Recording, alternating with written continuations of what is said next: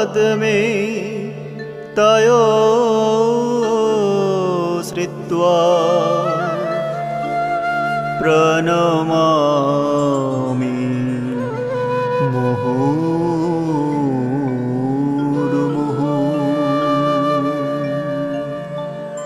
प्रणमामि मुहुर्मुहुः।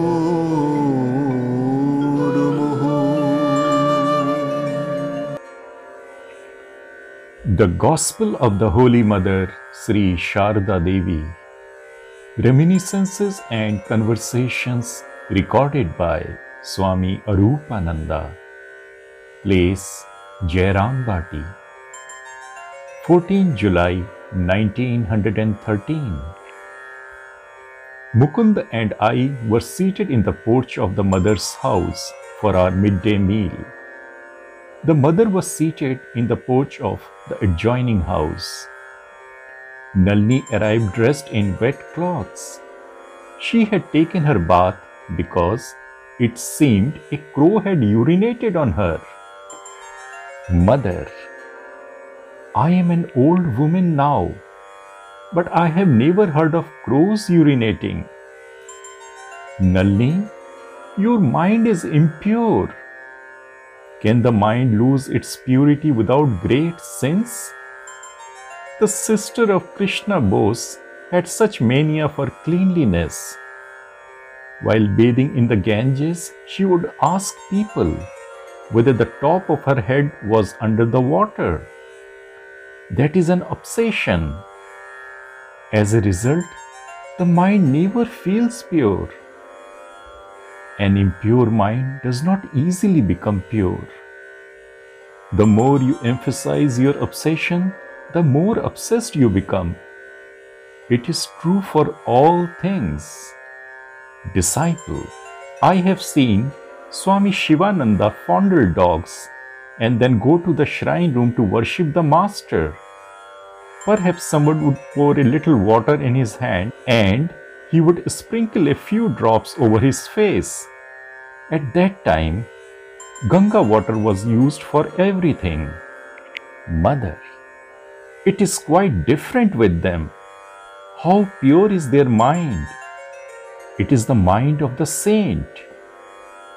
Nalini, Gulab Ma one day cleaned the toilets in Udbodhan and dressed the fruits for the offering in the shrine after merely changing the cloth. I said to her, "What is this, Gulab Didi? Go and bathe in the Ganges." Gulab Ma said to me, "Why don't you do it if you so desire?" Mother, how pure is Gulab's mind? How high-souled she is! Therefore, she does not discriminate so much between pure and impure things. She does not at all bother about rules regarding external purity. This is her last birth. Nalini, in order to acquire a mind like that, you need to be born in a different body. After a little pause, the Holy Mother continues. The mind is rendered pure as the result of many austerities. God, who is purity itself, cannot be attained without spiritual practices. What else does a man obtain by realization of God? Does he grow two horns? No. His mind becomes pure, and through such a pure mind, one attains knowledge and spiritual awakening. Disciple, there are devotees who surrender themselves to God fully and do not practice austerities. Mother, how do they attain to this state? Mother, that they surrender themselves to God, that they live placing implicit trust in Him, is their spiritual discipline. Ah, Noreen said, "Let me have millions of birth, what do I fear?" It is true. Does a man of knowledge ever fear rebirth? He does not commit sin. It is the ignorant person who is always seized with fear. He alone gets entangled and becomes polluted by sin. For millions of births, he suffers from endless miseries. He undergoes infinite pains, and at last he craves for God. Arupananda. Yes, through experience he gets his lesson and then attains knowledge. Mother.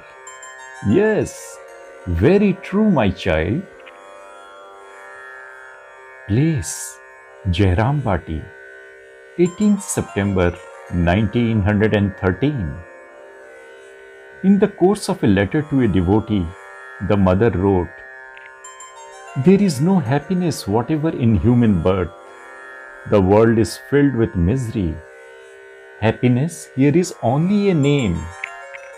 He on whom the grace of the Master has fallen alone knows him to be God Himself. And remember, that is the only happiness." A Sannyasin disciple had gone to Rishikesh, visiting the Holy Mother at Jairambati on the way. After a few days, he wrote to the mother saying, "Mother, once you remarked that I would get the vision of the Master in course of time, but that has not happened as yet." Hearing the content of the letter, the mother said to the disciple, "Write to him, Sri Ramakrishna has not gone to Rishikesh for your sake, or simply because you are there." After a little pause, the Holy Mother said, "He has become a sannyasin. What else he to do but call upon God? God will reveal Himself to the devotee when it is His sweet will." Place. Udbodhan. A young man placed in very poor circumstances had come twice or thrice for initiation, but could not, unfortunately, succeed owing to the Holy Mother's illness. So he wrote, "Please do not refuse me any more. It is with great difficulty that I go over there. I want to know whether the next time I come, I shall get initiation or not." In reply, the Holy Mother said to the disciple, "A person, whoever he may be, must go back if I am not well. Even if I am well, I cannot invite people for initiation. People get facilities and opportunities according to their past karma. A person comes here several times but does not get the opportunity to see me, either because I am ill or for some other reason. It is his bad luck. What can I do?" You may say that it means a great deal of expense for him, and everybody does not have money. But a guru may turn away a person seeking to be a disciple time after time.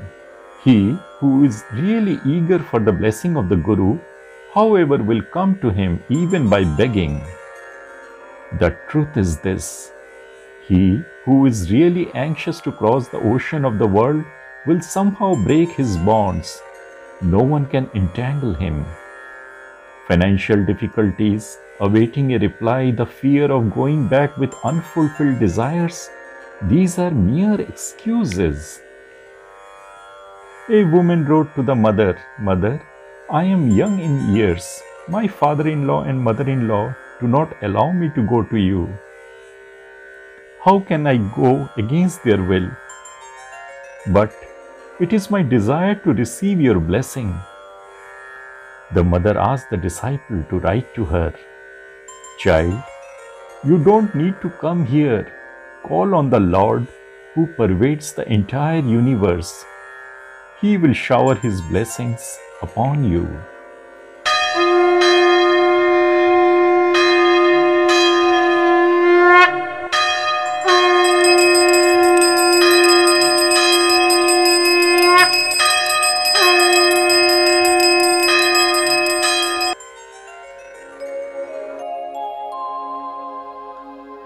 यथा अग्निर्दाहिका शक्तिः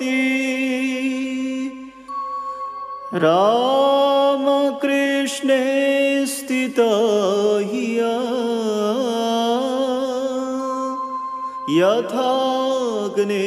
यथाग्नेर्दाहिका शक्ति रामकृष्णे स्थिता हिया सर्वविद्या स्वरूपां तां शारदां प्रणमाम्यहम् शारदां प्रणमाम्यहम् शारदां प्रणमाम्यहम्